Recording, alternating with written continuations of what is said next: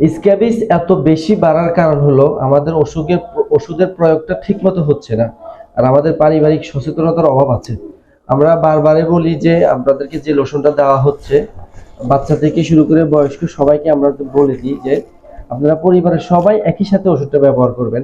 পরিবারের যাদের চুলকানি আছে, যাদের চুলকানি নাই, সবাই ওষুধ ব্যবহার করতে হবে।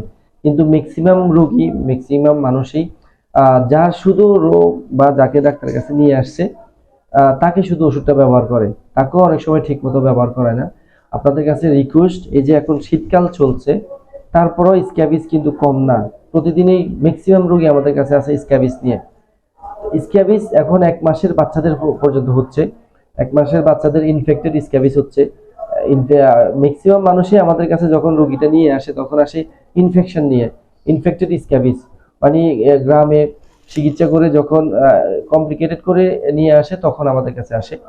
তো আপনাদের কাছে অনুরোধ থাকবে, আপনারা যে ডাক্তারই যে লোশনটা দেয় বারবার বলে যে পরিবারের সবাই ব্যবহার করবেন। অনেক ডাক্তার হয়তোবা ব্যস্ততার কারণে সিল মেরে দেয় বা প্রেসক্রিপশনে লিখে দেয়, অথবা মুখে বলতে পারে না।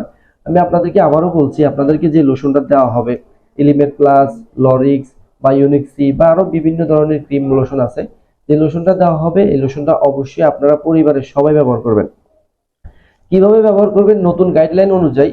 আমরা আগে গাঁট থেকে পায়ে নিচের দিকে ব্যবহার করতাম, কিন্তু নতুন যে গাইডলাইন আসছে, গাইডলাইন বলছে যে আমাদের চুলের গোড়া থেকে মুখে, চোখ, নাক, ঠোঁট এগুলা বাদ দিয়ে মুখে, চুলের গোড়া থেকে গাড়ে পুরো সব জায়গায় আমরা লোশনগুলো ব্যবহার করব। একদম হাতের চিপায় চাপায় পুরো শরীরে আমরা লোশনটা ব্যবহার করব। লোশনটা ব্যবহার করার পরে কিন্তু কোনো অ্যাক্টিভিটি করা যাবে না, শুয়ে যেতে হবে, ঘুমিয়ে যেতে হবে। পরিবারের একই সাথে সবাই আমরা লোশন দিব। লোশনটা দেওয়ার পরে 12 ঘন্টা বা যার যখনই সময় হবে 8 ঘন্টা থেকে 12 ঘন্টা পরে আমরা ভালো করে গোসল করে নিব। গোসল করার সময় অবশ্যই আমাদের গায়ে যে জামাগুলো ছিল, আমাদের বিছানা দূর বা আমাদের আসবাবপত্র যেগুলো আমরা ইউজ করেছি বিগত দিনে, সবগুলো আমরা ধুয়ে ফেলবো।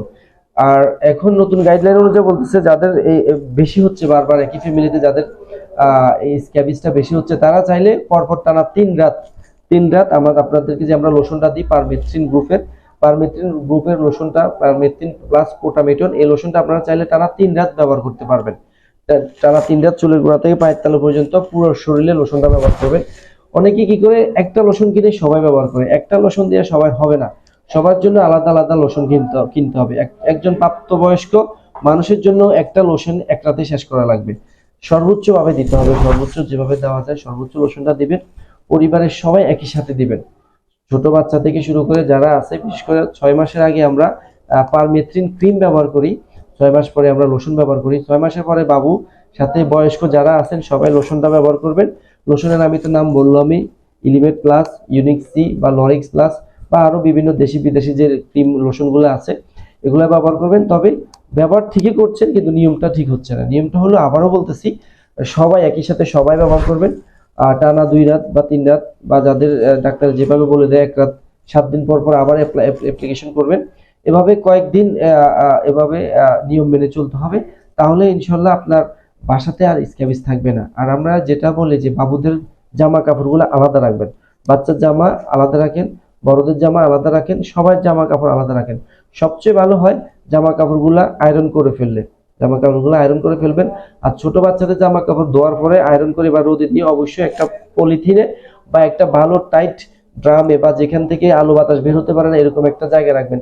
ভালো হয় ভালো একটা পলিথিনে বেঁধে আলাদা করে রাখলে ভালো হয়। ইনশাল্লাহ এভাবে যদি নিয়ম মানেন সবাই ভালো থাকবেন। আল্লাহ হাফিজ।